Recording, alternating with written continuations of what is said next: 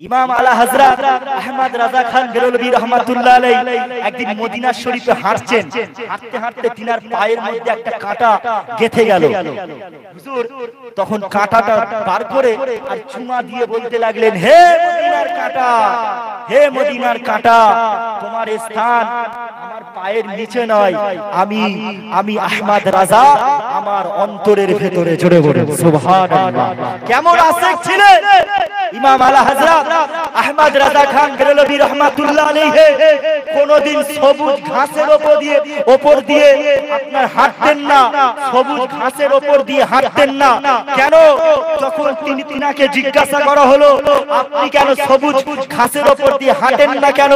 ইমাম আলা হযরত আহমদ রাজা খান বেরলভী রাহমাতুল্লাহ আলাইহি বলতেন, আমি কোন আমার মদিনা বলার সবুজ গম্বুজের কথা মনে পড়ে যায়। জোরে বলুন আরো জোরে।